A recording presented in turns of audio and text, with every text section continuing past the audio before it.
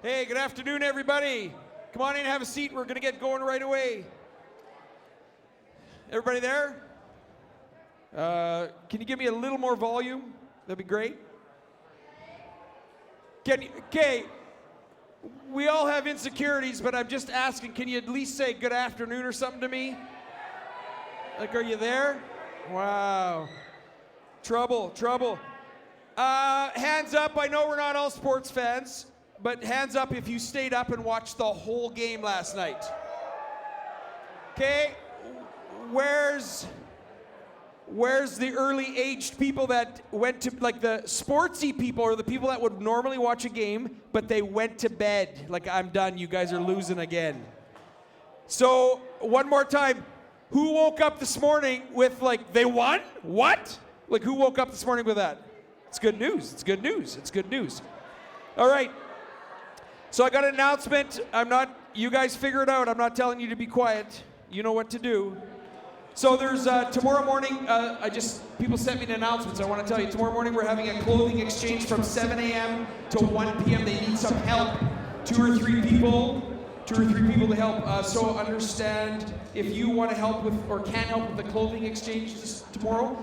So this is Christians kind of like bringing, and all sorts of people bringing clothes to give to other people. They can just come take stuff. It's cool. Like, they're doing something with their faith. If you want to know more about how you can help tomorrow, come see me right after, like immediately after. Josh Willing, come on up here.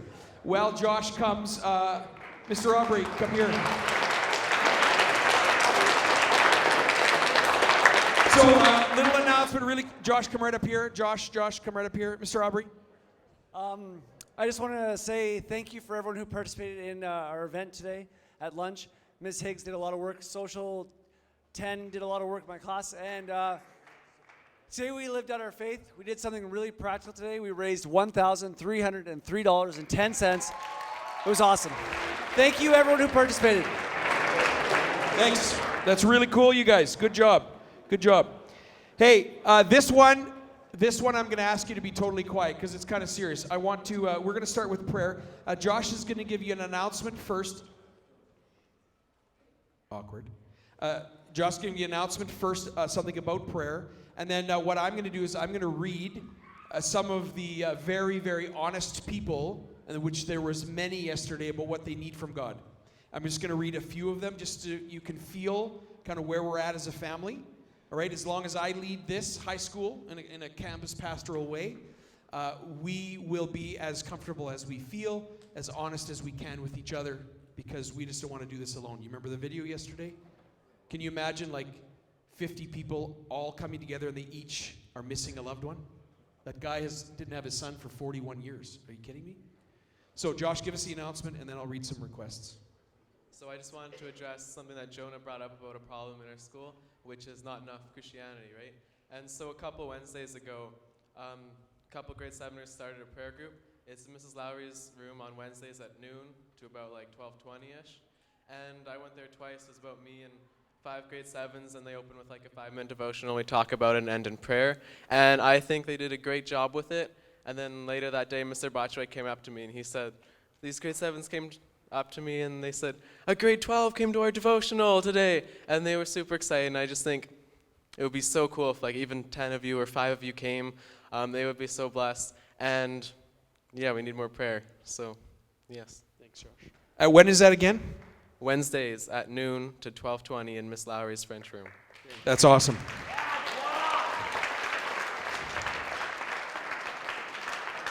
Okay, so just feel it in the room. I'm going to read some of, remember the requests were, this is what I need from God.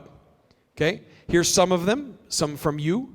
And there was actually many people that put their name on the back. I won't say anybody's names today, but here's some of them. So this is what they need from God. To find good, trusting, and kind friends.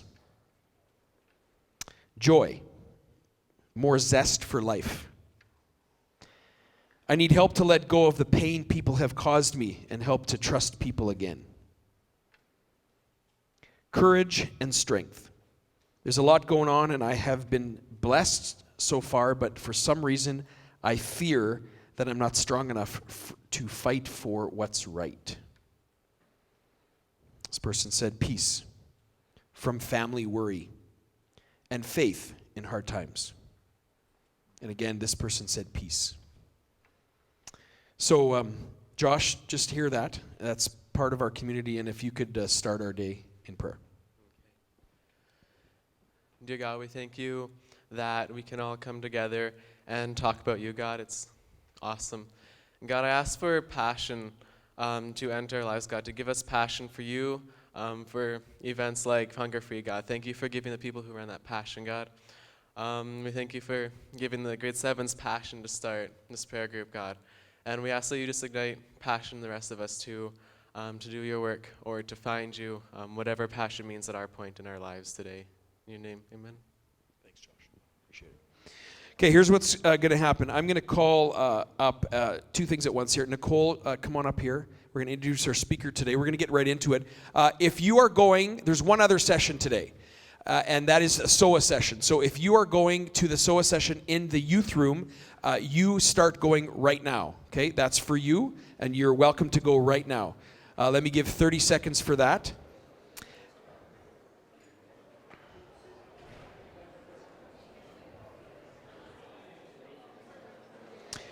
Okay,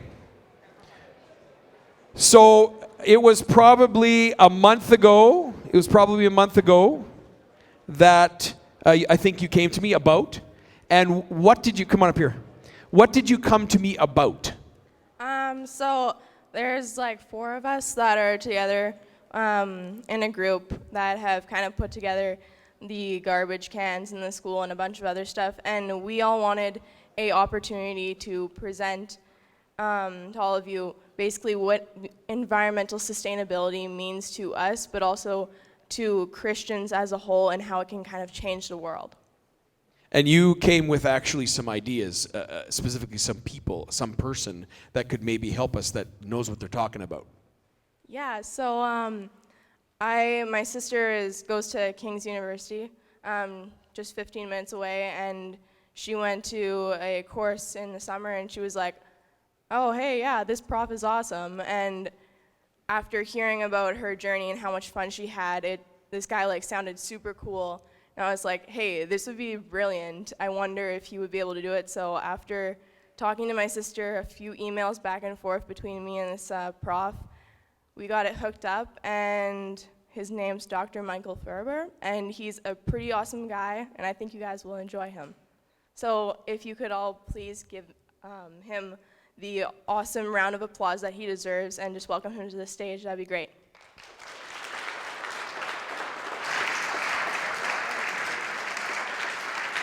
All right. Thanks, guys. It is so good to be here.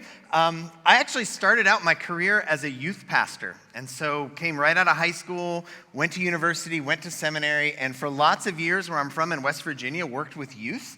And I actually decided I would take a little stint and see what it was like to work with adults. So I took a role as an adult pastor and was miserable.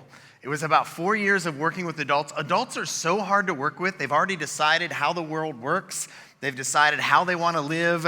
I just felt like they wanted me to show up and give a sermon, and they didn't really care what I talked about as long as they could say we went to church, and they were going to keep living the way they wanted to live. And I really missed it. I thought, man, I want to go back into youth ministry where students are ready to go out and change the world and bring the kind of transformation that Christ is calling the church to bring. And so I thought, all right, I'm going to apply to this youth ministry job. And I applied to one, I'm from West Virginia. I applied to one in Pittsburgh, Pennsylvania. And it was this big church, much bigger than I'd ever been a part of. And I got shortlisted for it. And it took them a really long time to make the decision as to whether they would hire me. They were debating between a few others. I thought, man, I better talk to my superintendent of my denomination and tell him that I'm thinking of leaving and going back to youth ministry. And when I told him, again, I didn't have this job lined up yet, but I thought I better tell him. And he said, well, if your heart has left this church, then you better step out. And at that point in time, my house was a parsonage linked to the church. I thought, oh man, I need a plan B. And so that introduction that you just heard of this prof guy, That was my plan B. My plan B was to go back to school and get a PhD in geography of religion. And as I did it, I ended up picking up a master's in education. It was a science-based education. And then as I went through and finished my PhD and went out to look for a job, I was hired at the King's University. So that's how I came to Canada. So I kind of feel like it's always interesting to hear myself introduced. My actual title now, I've actually moved out of being a prof. I'm the Dean of Students at King's. So I'm still a little bit of a young adult youth pastor at heart. Campus ministry is part of my portfolio. But I've also done quite a long stint as a professor. So I was teaching geography courses, physical geography courses especially, and environmental studies. And as I was chatting with Nicole and Elise. Elise graduated from here a couple years ago. She's a student in my class. We were thinking, what could we do that would be interesting? And I actually have up on the overhead, it'll come up when the slides come up. There we go. And the next one here. These are some pictures from the class that Elise took last summer. And so this is a course that we teach. We actually link up with some other universities. We teach it on Whidbey Island in Washington State. So it's this amazing island in the Puget Sound. And the sun sets where the students stay. The sun sets straight down the Juan de Fuca with the Olympic Mountains on one side. You can see Vancouver Island and Victoria on the other. Just this incredible place. And the course that I taught is International Development and Sustainability. And so it's how environmental sustainability interacts with things like poverty and hunger and development. And all these things are incredibly related. And as a professional geographer, I'm really interested in some of these big picture pieces. And so some of the pictures are actually from the trip there. Elise and another student, Dominic, came with me. We went through Waterton Park and Glacier Park, and then went and had this pretty cool class. So what I want to talk to you today is about water. So you guys are talking about wonder, right? And this sense of wonder. Have you ever sat back and just thought about something that usually seems really simple? Like we take water for granted, hey? Like we're mostly water. 70% of our bodies are water. So that's mostly what we are when we think of water. That's us. But water can be a really interesting thing. So a couple years back, I knew that I was about to go through a period of time where I was going to be traveling to some really neat places in North America and the world.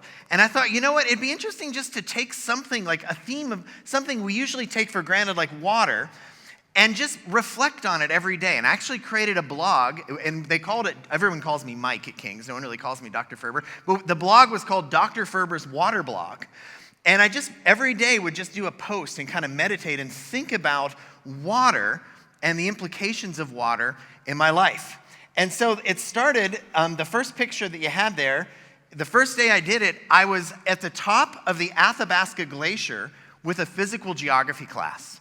And in the class, we've been studying all kinds of things like how mountains are formed, how erosion takes place. I like to do field-based courses, so we took the students to the Athabasca Glacier, because why study about glaciers in a classroom when you live in Canada? Wouldn't that be insane? Like, let's go to the glacier. And so I do the same thing with hot springs. When we talk about hot springs, guess where we go? Same field trip, we go to Miette. And we actually have the lecture it's kind of awkward, but it's pretty fun, to have the lecture about how hot springs work at and in the hot springs. Pretty awesome. So I'm up on the glacier, and as I'm at the glaciers are, and this is ancient ice. Like, some of this ice has been there for, depending on, I know there's probably different perspectives on how the world is here, but depending on your perspective, hundreds of thousands of years, some of this ice, at least 10,000 years since the last major glaciation, and some of the ice coming down off of the Columbia ice field has been up there a lot longer, and we're at one finger of the Columbia ice field at the Athabasca Glacier. So I got really thirsty because we're running around with the students, wandering around the glacier, and I decided, you know what I need? I need a water bottle. And so I went and found this water bottle. And you know what? I'm not a big fan of water bottles. It's just the only choice I had. I wasn't real prepared that day. And I actually kind of had it in my head anyway. I knew I was going to do a water journal, and I wanted something to come with me through all the pictures on my journal. And so this water bottle is now going to follow me for 60 days as I kind of travel to different places in the world and think about water. This water bottle cost me $2.50 just for this little 16-ounce bottle of water. So you can kind of think how much you're worth. You can do your weight by that, right? 16 ounces, $2.50. I'm 70% water. You can figure out how much you're worth. We'll try that again with something else here in a few minutes. So the last place we went to on this field trip was the Maligne Canyon. If any of you have been up in the Jasper area, have you thought about the fact that most of the topography, most of the world around us has been carved and formed by water? The most powerful erosional force on the face of the planet is water. There's other erosional forces. Wind is another really big one, but the biggest one is water. So there's constantly plate tectonics that are pushing the plates up, and the forces of water that are beating them down, carving them out. And Maligne Canyon is a great example of one. It's a karst system, so there's lots of caves in the area, and as the water flows down through there, it literally erodes it. In this case, chemically erodes it and brings it down. So after I finished this field trip, I went home. You guys can just forward it because I'm not sure the clicker's going real well. When I turn my head, you'll just know there's another slide coming. So I needed to go on this big trip. I was about to go on this big adventure. And so what do I need to do in order to do that? I'm going to take my kids and drive them all the way across North America. Eventually, we're going to end up in Florida, where my in-laws live. And so I had to fill my tank with gas. And as I was filling my tank, I was just reflecting on, I wonder how much this would cost if the amount of water that was used to create this gasoline was $2.50 per 16 ounces, which is how much my water bottle was, right? So I filled my gas tank, put about 60 liters in my gas tank, and was playing with some math. You figure, okay, how many gallons is that? 16 ounces. It ends up that because of the way that we refine our oil sands, you can use up to, now not all the ways that we do this are this water intensive, but you can use up to 15 to 18 gallons of water to create 1 gallon of gasoline. Take that in a second. That's how much water we're using. Now the oil sands are a lot more intensive than liquid petroleum, so we're using it in the extraction processes. Some of the ways that we're doing it, we're actually putting water under the ground, liquefying the oil sands, and then bringing it back up to the surface. So it just takes an extraordinary amount. Some of that water we can recycle, so that's in the calculations. But if you use between 10, 15 gallons of water per gallon of gas, and if it was all valued the same as a water bottle on the glacier, it would have cost me $3,600 to fill my gas tank. Isn't that interesting to think, how do we value our water?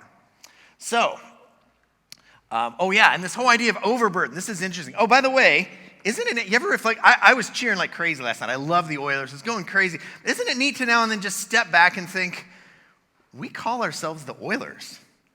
Isn't that fascinating how our culture has done that? I come from a place, you'll see pictures in a little while, from West Virginia, where in West Virginia every year we have a big football game, and they call that football game the Friends of Coal Bowl. And it's West Virginia University versus Marshall University, if you're familiar with any of the NCAA schools. I went to a big NCAA ranked school, West Virginia University. If you like college football or college basketball, you're familiar with them. If you did March Madness, they actually did pretty good this year. I think they made it all the way to the Sweet 16.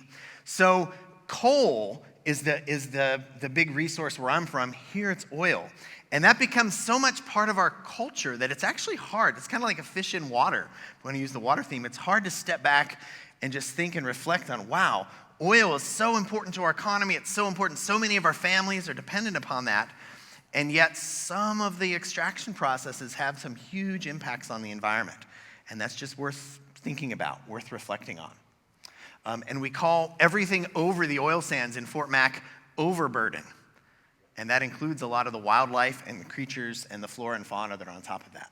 So heading down now, we're gonna kind of do a flash tour through North America, then head to another country for a little while, then come back and just kind of think about water as we go. So this is heading over the city of Calgary. We're over the Bow River. And the Bow River, believe it or not, is one of the main rivers in Canada that we're already facing water shortages at. It is also fed by a glacier. The Bow Glacier feeds into it. And there's lots of tension between human uses for this river and agricultural uses. That's really the big battlegrounds. And that's a little surprising because Canada is the second largest country in the world, and we have the population of New York State in the US.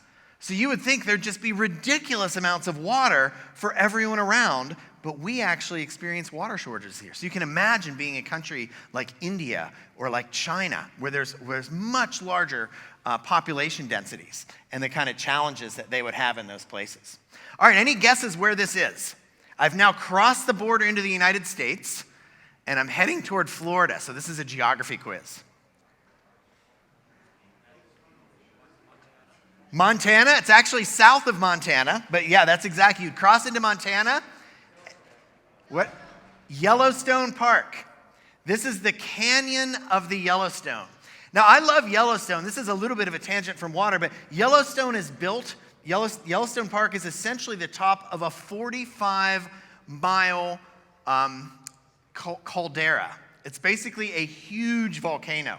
So a lot of kind of the crazy end-of-the-world post-apocalyptic movies that we have now end up with Yellowstone blowing, right? Because it's going to be a global cataclysmic event when it happens. Happens about every 640,000 years, so it's pretty rare. And it can happen within anywhere between 70 and 300,000 years of that 640. So it could happen before I'm done talking. Or it could happen in like another couple 100,000 years. We don't know when it'll happen. If it happened, this whole canyon, which has taken tens of thousands of years to form. I'm assuming the pictures are up there and you guys are looking at me. But the canyon that you saw just a second ago, that whole canyon would just be devastated in a second. My water bottle would have melted if it happened the day that I was there. It would have been a bad, bad scene, right? So interesting to go around these places. But what's Yellowstone really known for? It's geysers, right? Isn't this cool? I woke up one morning, and again, I've got my water bottle, so I'm trying to stay as hydrated as I can. Grab my water bottle, and I headed up above there's this whole field of geysers. This is where Old Faithful is. And I actually sat up there and watched Old Faithful go off a few times. I came back down to where the crowds were too. The geysers are so cool. They're caused because it's on top of that volcano. And the water underneath in these caverns are getting superheated, and they come up to a point where it's actually constricted, and it can't even boil because it's constricted and it's too tight, and eventually it reaches a temperature where it has to exhaust. And different geysers go at different rates, but Old Faithful is the one that is kind of like clockwork. About every 90 minutes, that thing is going to go off, and it's a pretty amazing thing to see when it does. All right, so I hop back in my car, trying to click. There we go. And I went to a place called Wall Drug. How many of you have traveled through South Dakota and stopped at Wall Drug? Have you ever gone down south of the border and gone across the U.S.? This is like this massive tourist trap place, right? Like there's just it's sort of like a pharmacy store that had all these other crazy stores added to it. And it's now the entire town. The town is known as Wall Drug, which started out as a drugstore. And the Husted family that started this thing, they started it based on giving free water. They're just giving free water to people that pass by and letting them have it. Most of the people that were coming were going to see Mount Rushmore, which isn't too far away. What's interesting about this water is it's coming out of something called the Ogallala Aquifer. Have you guys heard about this aquifer? It's huge, about almost 30% of the landmass in the United States gets its water from this source, including an awful lot of the agricultural areas. So it's a huge, important thing for agriculture. And guess what we in Canada, again, Oilers, guess what we want to put over it? A pipeline, right? These guys were down there when we were there. Now, they've rerouted it a bit, so TransCanada isn't going to go over, or Keystone XL isn't going to go over quite as much as it originally was of the aquifer. But you can imagine people whose entire lives depend on a massive aquifer underneath the ground, how they'd be concerned about a pipeline going over them. Now, I'm not anti-pipeline, but again, I'm just wanting us to take some time to step back and think, okay, what are the implications of the kind of decisions that we make in terms of this fundamental substance that we have in our life, which is water. So I kept driving, and I went through quite a few states now, And there's a little town called Joplin. And the year we did this, you might have heard of this because Joplin was devastated by a massive tornado. They had one of those big F5 tornadoes that came through. And it came through about 10 days before we drove through it. So I was with my family and we didn't want to stop and like be one of those like gawker people and just kind of go through town. Literally helicopters were still flying above looking for bodies that had been picked up by this tornado, trying to find debris was just everywhere. So we drove past and we went down to Arkansas. My wife has some family that lives in Arkansas. They are as you would picture like in-law family in Arkansas. I wish I had more time. I would just describe this family. It's so fun to hang out with them. They're like just out of the Ozark Mountains and kind of like classic, just exactly what you'd expect.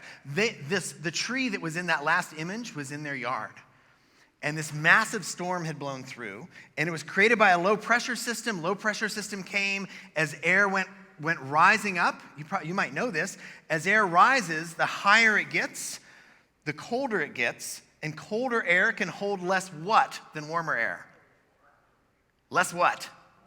Help me out. Water. Yeah, this is like in Sunday school when someone asks you a question and like Jesus is always the answer. It's pretty good odds if I ask you a question. If you say water, you'll get it right. Just a hint. So yeah, so as it came up, it created this massive storm, and we have these things called mid-latitude cyclones that are constantly spinning around through those mid-latitudes in Tornado Alley, and it did an extraordinary amount of damage.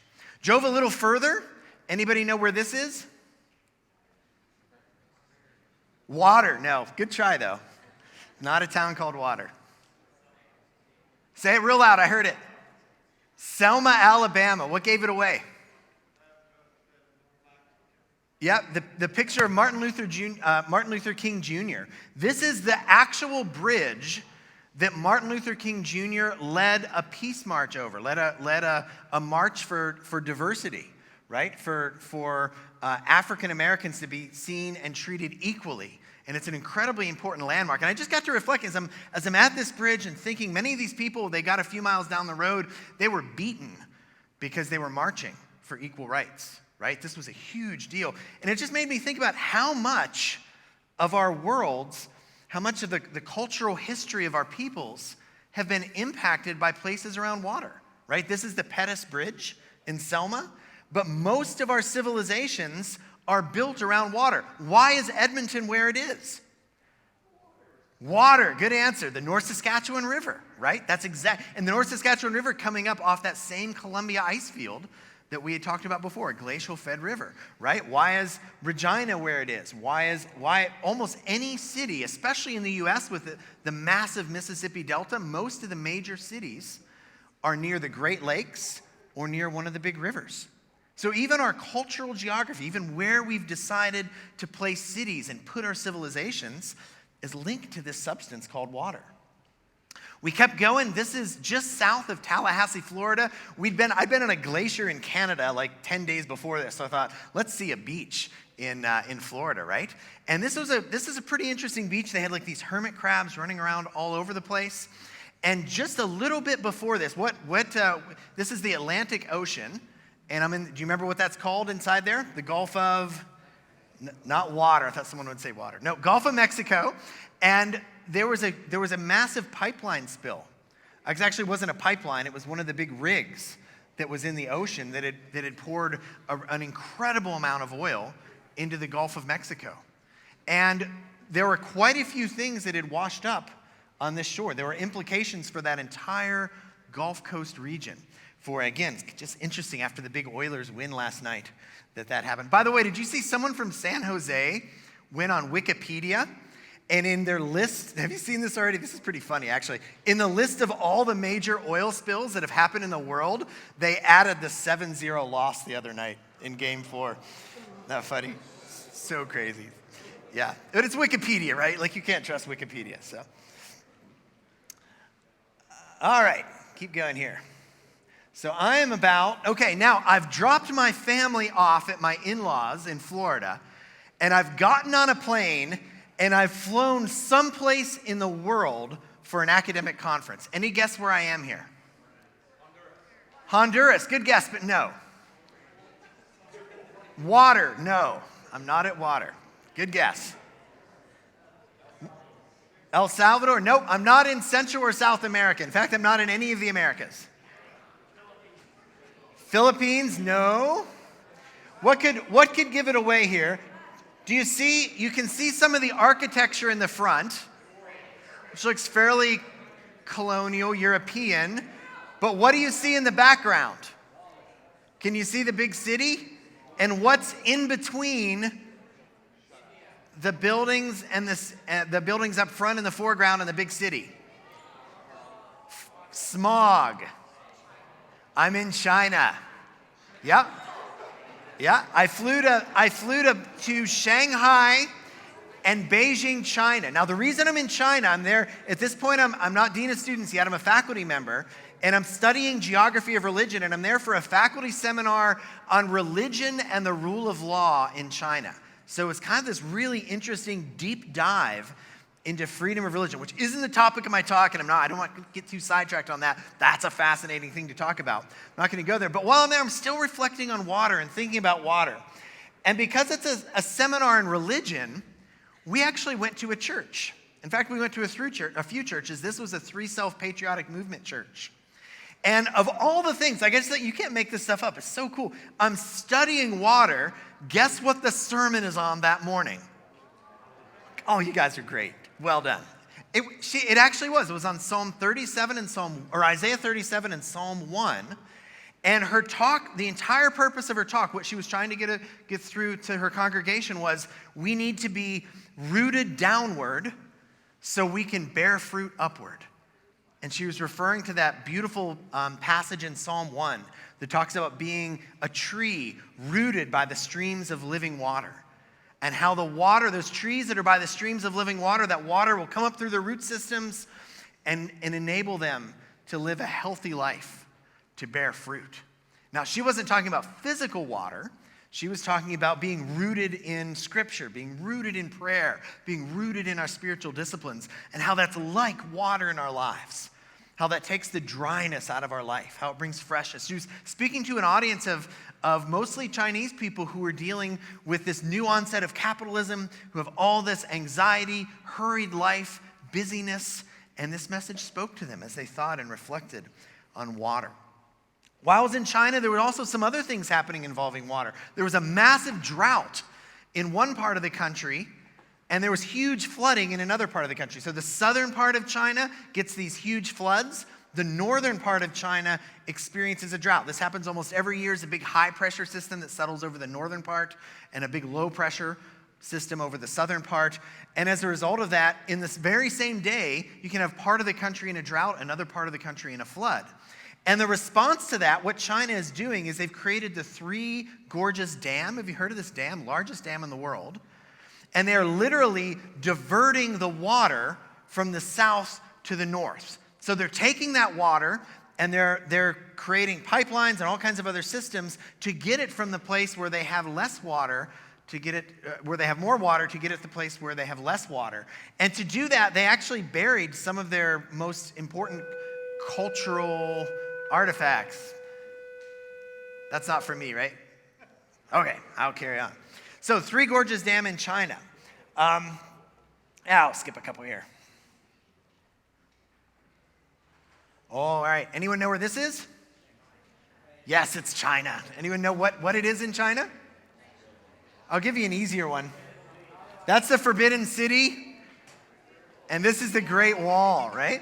So once again, we're like, a lot of our days involve tourism, and every day, this water bottle became so important because each and every day, I need water to survive. If you guys don't drink enough water, you get dehydrated, right? Your feet get all gross. You get parched.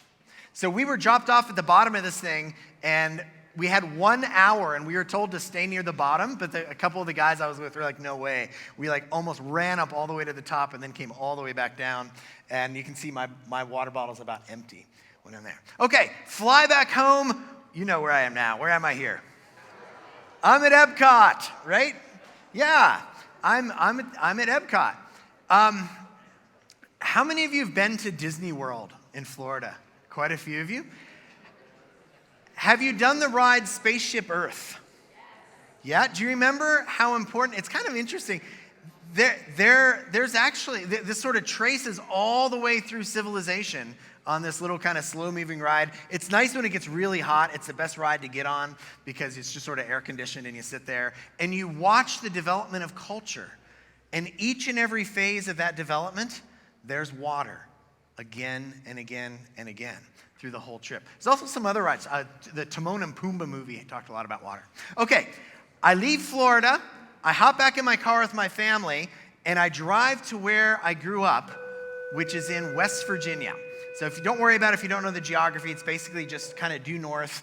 It's about 5 hours west of Washington, D.C., and 2 hours south of Pittsburgh, where I grew up. And we're at this spot because that's my kid's sister in the wedding dress. When I was 17 years old, she was born. And here she is on this trip getting married to this awesome guy named Austin. He's getting his PhD in trombone, kind of a cool family.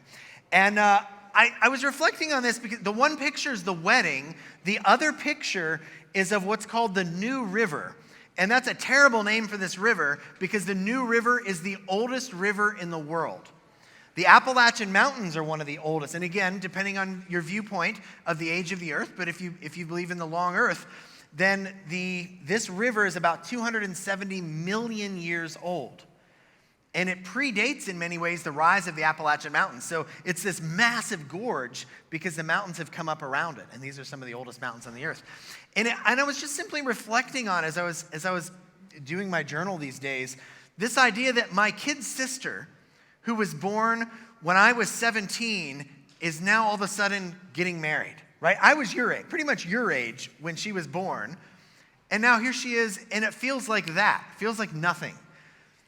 Like no time has passed, right? There's this idea, and the scripture kind of tells us this, that our lives are like a blade of grass, right? Life goes so fast. And I think it's fascinating. I actually kind of like, I'm okay with young earth theories too, but I love some of the old earth theories because it just makes me think about the grandeur of God.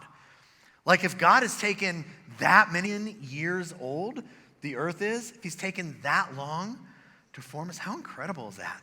And yet our life is like nothing in that. Such a quick little breath.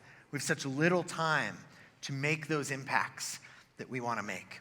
I'll kind of come back to that here again in a few minutes. All right, clicker. Just a few more here. There we go. Thanks for helping, guys. So, do you know what the thing my water bottle is sitting on is? It's a baptismal font.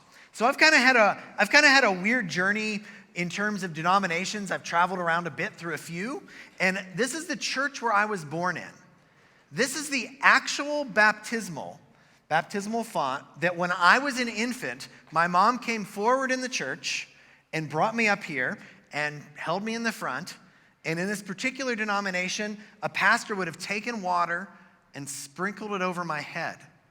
And this was the rite of initiation into the Christian faith. Now, different denominations treat this different ways. I wasn't a really great Christian when I was your age, to be honest with you. It's a whole nother story. Maybe I'll tell some of you someday, tell my students about it sometime. I didn't really truly dedicate my life until between my second and third year of my university years. Had a pretty rough end of high school, early college, kind of like rebellion, just wasn't into this faith thing. And then at that later time, I ended up at, of all things, a Christian Missionary and Alliance church. And that's where I rededicated my life. And in that particular church, I got rebaptized, and there's all kinds of different theologies on that. But at that point in time, I was actually dunked. I went under the water and came back up out of the water. And I love this imagery of what it means to be a Christian in terms of water. Romans, if you're into this at all, check out Romans 6 later, which talks about us. We're above the water, and we go down under it. And when we go under the water, that's dying with Christ. And when we come back out of the water, we're alive in Christ. And this substance, again, water, so fundamental to these aspects of our faith. Infant baptism is kind of cool too. Infant baptism, again, the church we attend now is still believers' baptism, but I have a bit of respect for both. Infant baptism is this idea that God loved this child before that child can even go out and make a bunch of mistakes, or before that child can even make the decision to say, I want to live for you. But the idea we think of this is God initiates that grace. And it's God's initiation that infant baptism focuses on, not necessarily our response to it. The sense that there's this loving God that's ready to immerse us, again, thinking of that water metaphor, immerse us in his love and draw us into it. All right. I think my clicker's totally dead, guys, so I'm dependent on you. There we go. So while I'm home in West Virginia, I thought I'm going to take just a little bit of time and go check out some of the places that I wandered around in my younger years. And when I was still in university, I had an internship for a county planning commission. And one of my jobs was to go to this old coal mining town called Dawson. So Dawson, it used to be the Dawson Mine, then it became the Dawson Community. And Dawson did not have sewage. All right? I'm not that old, guys. Like, I'm a little old. I'm a lot older than you. But I'm not that old. I'm not so old that I should be around towns that don't have sewage. This little town in West Virginia, they didn't have sewage. The sewage would actually come out of their homes, would go through mostly closed pipes and just flow into the river. And one of my early jobs was to walk around this little town, and we were trying to get a small cities block grant in order to pay for, the county wanted them to have sewage, and we assumed they would want to have sewage. So I was doing a survey, and the survey basically said, if the county pays for 90% of this sewage system, would you be willing to pay the other 10%? And it was my job to go door to door in this town and ask people that and actually survey it and calculate it. What do you think? Did they go for it or not? You're right, they didn't. Because that 10% for them, these are people just getting by. Like, West Virginia is one of the poorest states in the United States of America. And as much as we think in North America we have a lot of wealth, this is one of those communities that the people simply couldn't afford to have sewage. And so their sewage just ran down into the river. Nobody swims in rivers where I'm from. A lot of you guys maybe come from towns, you've spent some time swimming in a river. You just don't do that. Fish don't swim in rivers at home. Like, the rivers are just polluted. We have West Virginia environmental protection agencies known as one of the worst in the United States. And in many ways, they're so connected to the coal companies that the water's just sort of been neglected. This is ultimately the source, even though they clean it through treatment, the source of a lot of their drinking water. So my mom, when I go home, I was just home a few months ago, went back to visit my parents. My mom has like this triple filter system. Like, she gets the water out of the tap, and then it actually goes through the fridge, which has a filter, and then she has this other Brita filter, and then she has one other that she puts it through. I think it's a little bit overkill, but if you lived in a place where you knew some of your neighbors, now Dawmont eventually got sewage, but if you lived in a place where you knew there was that level of neglect of the sewers, you might think twice about that. I'm going to skip a couple here. This is kind of interesting. Also, while I was home, I spent some time with my dad because my van had started getting rusty. You ever thought about this fact that now it's not necessarily water that's doing this, it's oxidation. So those of you who had chemistry, if you've had Chem 30, then you know it's much more complicated than just water getting on your car and it rusting. But essentially, the elements are powerful enough to eat my car. So my dad and I spent a whole afternoon just kind of doing, if you've used Bondo, we like scraped all the rust off and got the Bondo, and then we had to repaint it and had to put the car back together because my car was falling apart due to the elements. When we finished that, drove down to the beach, and this is where we ended this little adventure, the beach of North Carolina. There's a beach called Holden Beach, and it's kind of been one of our favorite family places that we go to spend time as a family. And my son and I built these sandcastles. How many of y'all have built a sandcastle before? I love sandcastles, hey? What is the inevitable destiny of a sandcastle? What's going to happen to it every time, right? So I love that image because you can see the wave coming in the background. Like, I need to run out there and grab my water bottle before it washes away, right? Because you know that the wave is ultimately going to come and wash that water bottle away.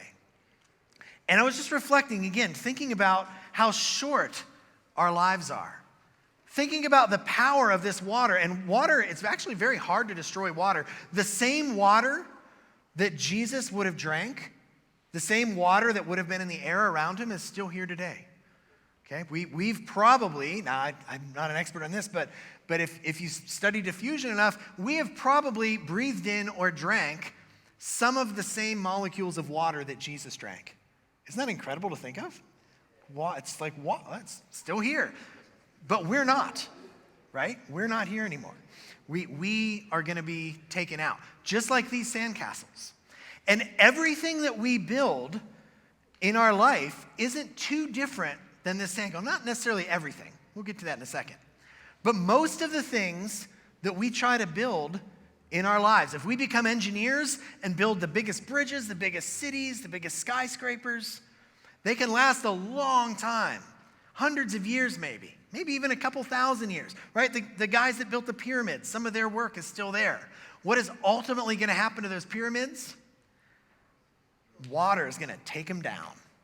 Might take a long time. They're made of really hard sandstone, but eventually they're going to get eroded, and water's going to kind of break them and knock them down.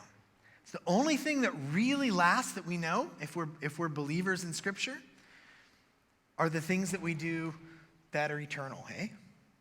Like, that's not to say, and I'm a huge environmentalist, I'm so passionate about the environment. I think one of the huge, I'm just embarrassed that the church is so far behind the curve on trying to take care of this amazing creation that God made. It's one of the things that Elise and I talked a lot about in our class. All these amazing places that just in these couple minutes we've been able to think about that God has made. And we, as Christians, tend to neglect those. And sometimes we do that with the justification of this eternal life. So I want to be careful about the hypocrisy of what I'm saying. But I also think it's important to reflect on the fact that much of the things that we do in our worlds, in our lives, are ultimately going to go for naught. It's only those things that are going to carry on to the next life. And so that's my last slide, is just kind of a sunset thinking. Now, you all are, 16, 17, a few of you 18, you've got a whole life ahead of you. It was like just days ago, feels like I was sitting in Bridgeport High School in West Virginia, where you guys are at. And like now all of a sudden I'm up here as a speaker. So it goes really quick. I think that's good. I think I'm gonna close. And I know this. You guys are actually, I don't know, you have some people among you that are doing some really impressive things and that are starting to get awakened to how much God loves his creation and how important it is to be a part of taking care of the creation. And so for those students, I think a few of you are going to come up and share. Maybe there'll be a video first, and then you're going to share. Why don't we watch that, and we'll give it back to you all for a little while. Thank you.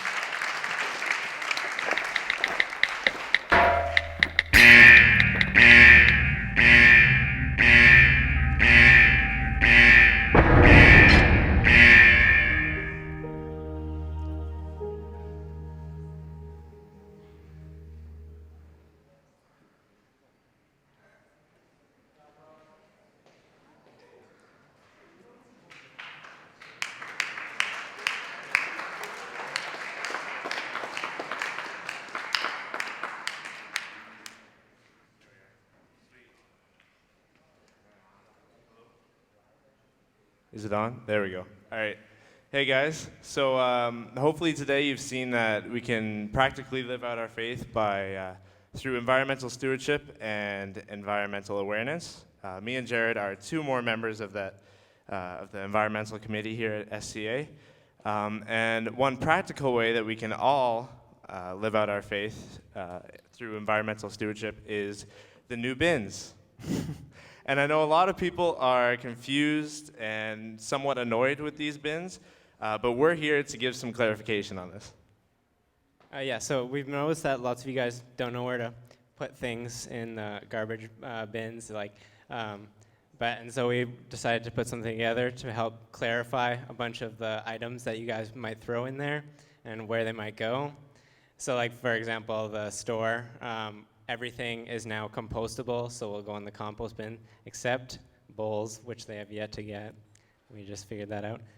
So yeah, we'll be doing a small Kahoot here, so if you guys want to all get your phones out. And there will be prizes, so I believe they're movie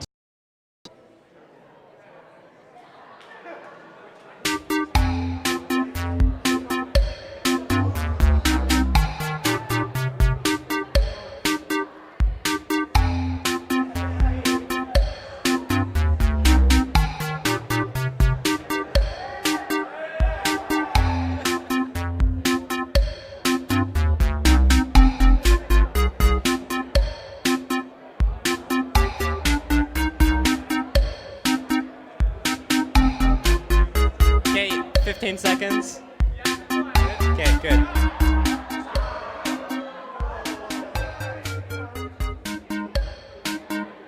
You have 5 seconds for each question.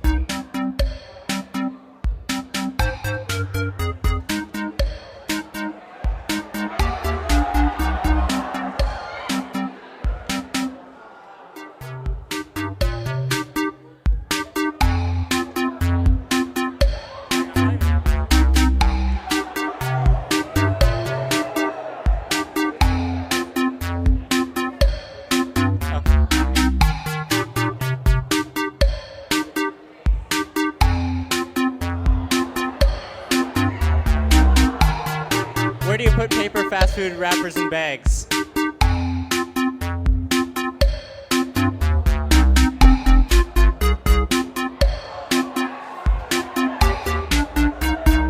Where do you put pizza boxes?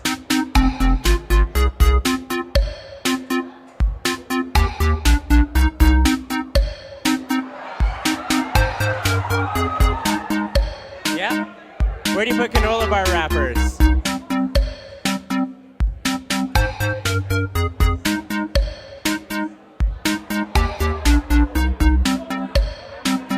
Where do you put foil burger wrappers?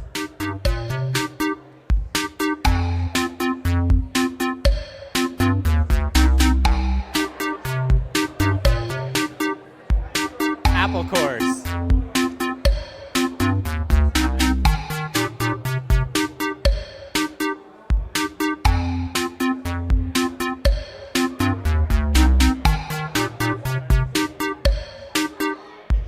Paper towels.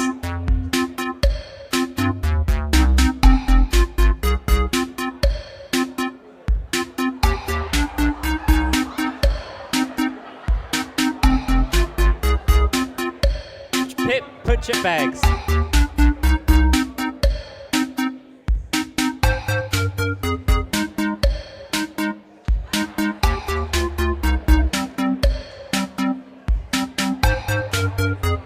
Granola bar wrappers.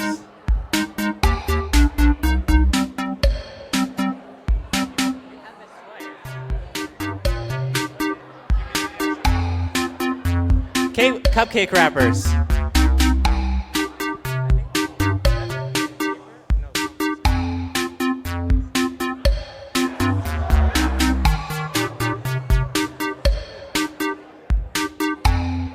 Where do you put plates and utensils from Eagle's Nest? Gave you a hint for that earlier.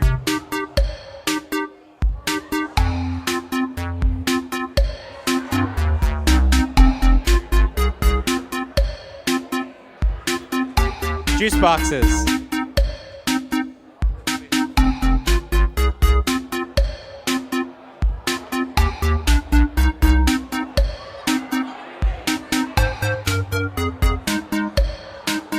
Gum.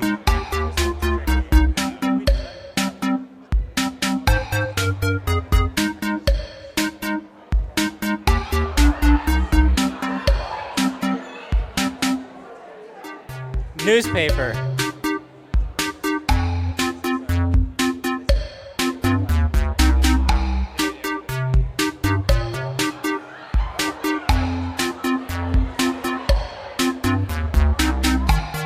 Where do you put clean Ziploc bags?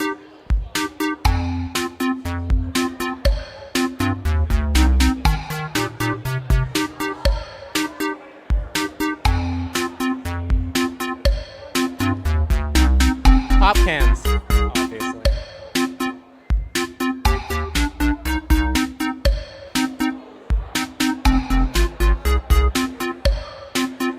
Okay, wow. 16. Pencil shavings.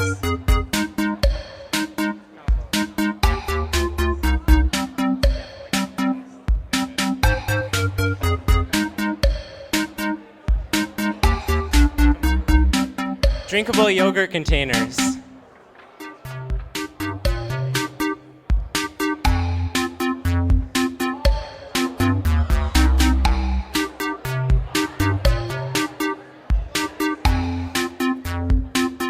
Fruit roll-up paper.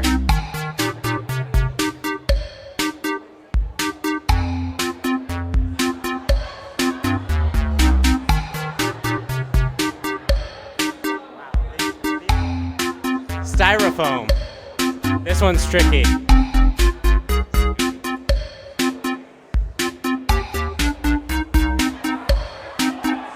Styrofoam goes in the paper and plastic recycling.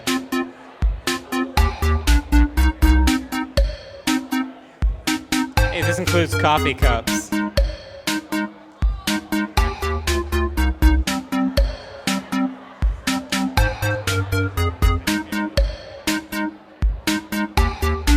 Used pens.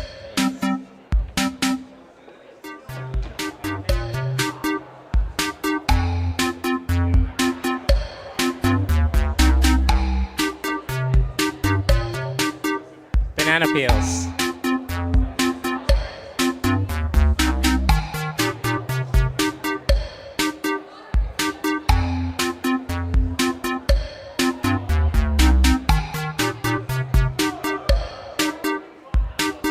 Soup cans. Or tuna cans.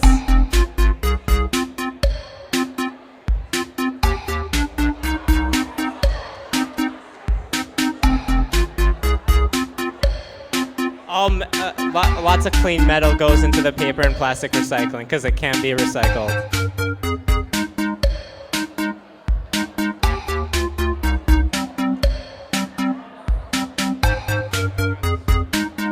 Yogurt tubes. This is garbage.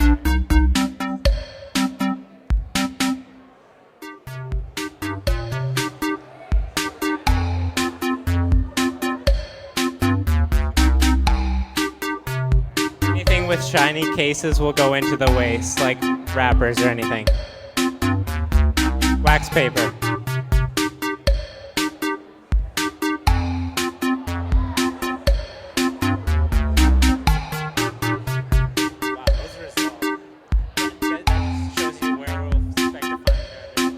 Straws. I don't even know.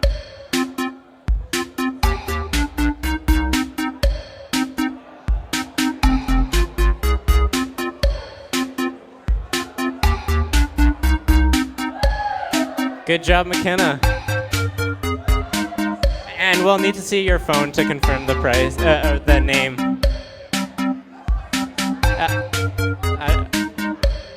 Is Mr. Chung? All right, so thank you guys for participating, and the winners can come up after we're done and claim their prize. Here you go, Mr. Maxwell. Okay, wasn't that like way to go? Really? No? Good job. Hey, thanks for doing that. Okay, so there was, are you with me? We're gonna wrap this. Okay, listen up. There was a few things that had lower numbers, or like I heard people around like, what? No. Okay. Can you, like, I'm kind of serious. This encounter, we're just talking about like real practical things, you know. And can you give me one of the things that you're like, no, it should have gone on the neck? Yeah. Okay. So, experts, wax paper. What's it supposed to go in? It's supposed to go in compost. So why would it go in compost, wax paper? Look, really, like I'm not being silly. Can you guys come up here, you guys, again? Come up here. Yeah. Okay, so like this is unapologetic, we're like educational piece. So wax paper, why compost? Because Strathcona County has put that on their list, and I believe it's biodegradable because it's made out of wax. So. Okay, stay here. Can you give me another one that... Okay, we're not being funny here, like, so you don't have to clap every time. No. Yeah, so the paper and plastic recycling also includes lots of clean metal containers because you can recycle those, and it goes in that bin, even though it's just called paper and plastic recycling. Give me another one that we didn't get, like, yeah. Okay, so gum is supposed to go... So yeah, gum was tricky. I believe, yeah, gum goes in the compost. Yes. It's a bit sketchy because like some of the parts don't biodegrade, but yeah, we also looked on the Strathcona County website, and gum goes into the compost.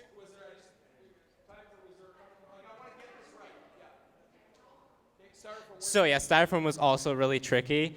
We didn't know what to put it in. It doesn't say.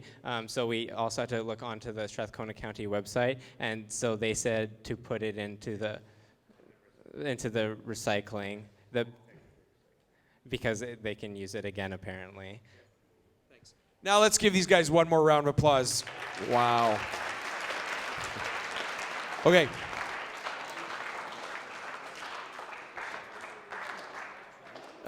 He'll have your movie tickets. Okay, so here's what we're going to do. If we could have the house lights, Kiara, thanks. Okay, so we're going to wrap. This is how I want to do it. Listen up, please.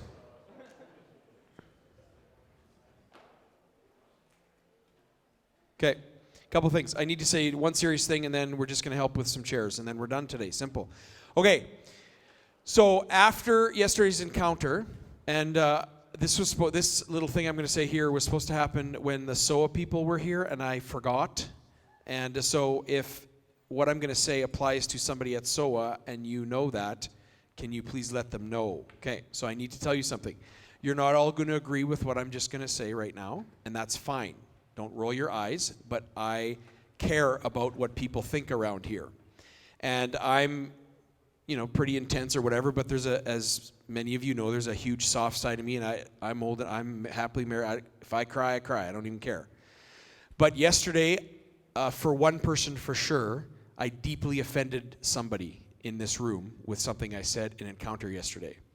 Now, I want to say something really awesome first, and that is that person knew me well enough to say, I know it's power teacher and blah, blah, and they give marks. And no, they knew me well enough to say, I can go talk to that guy. Like, I'm going to knock on his door, and he'll be fine with this.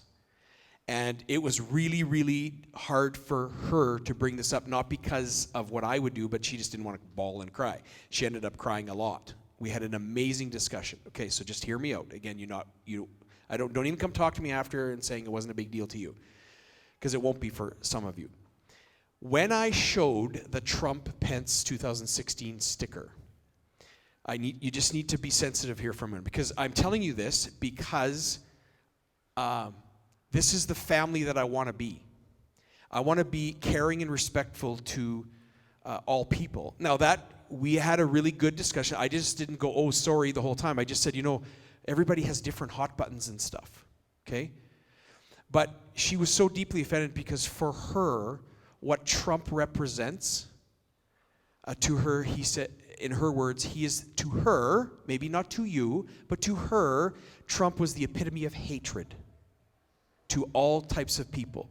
And she said, nicely, like we had a great discussion, she said, Mr. Maxwell, you do not understand, because you're a white male, you do not understand what it's like to be a minority.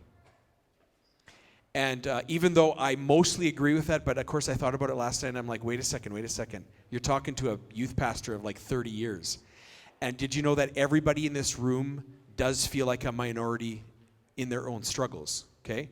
But she wasn't talking about that. She's like a visible minority, or sexual orientation, race, all that kind of stuff. She said white males don't struggle as much, and I would agree with that. So, hear me out. If that was you, because I told her I have a personal policy, it might not be yours. If I offend somebody in a setting, I apologize in the same setting. So that's why I'm doing this right now. So hear me out. I need to apologize if you were offended because you are not a Trump supporter. By the way, I'm not necessarily a Trump supporter. And she knew the first thing I told her besides, wow, that wasn't what I was thinking at all. Because I wasn't. Can you imagine me? Oh, I'm going to go offend people. Yeah. Okay? I'm not like that, okay? So I was so glad she came to me. I apologized to her, and I asked her permission if I could apologize to you, and she said that would be fine. So if you were offended because of what Trump represents to you, I apologize to you, and I hope you hear me. And if you want to talk to me about that, you can. You don't need to, because I believe you. You can believe me that what we talked about last night, she represented you well, if that's you, okay? I just thought it was the coolest discussion, and that she felt comfortable to talk to me. It's something really intense for her. And even though I don't necessarily agree with all of her political leanings, that doesn't matter to me. I'm okay with differences. Okay, so enough said of that. On the way out, really important, if you could grab, listen to me carefully. Boss lady, where are you? Wave. Okay, there's Kiara. Thank you so much. Hey, we just need help with, if you could pick 2 or 3. If you don't have to go to a bus, then do 5. If you could at least do a couple of chairs, fold them, and on the way out, put them nice and neat. Have a great weekend, you guys.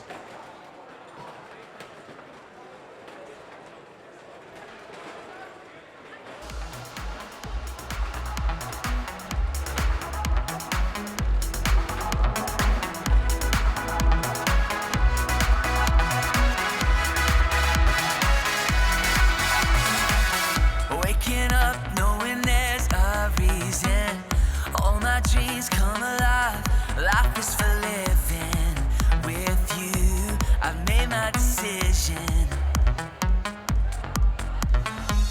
You lift me up, fill my eyes with wonder. Forever young in your love, this freedom's untainted. With you, no moment is wasted. See the sun now bursting through the clouds, black and white, turn to color all around. All is new in the Savior I have found. This is living now.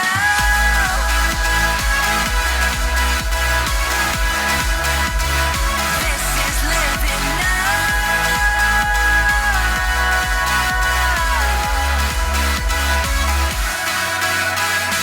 You lead the way, got you right beside me.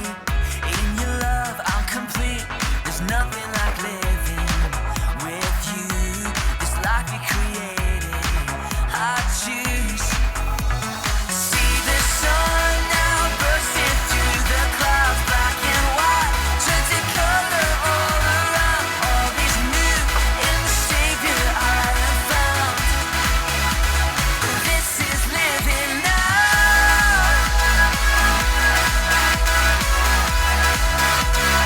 This is living now.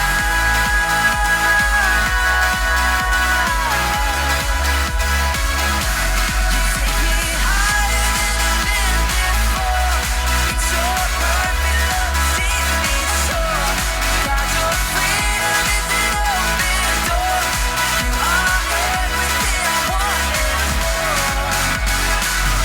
Maybe I ain't really know what living is. Is it love? If it was, am I living it? Do I live in it? So astounding.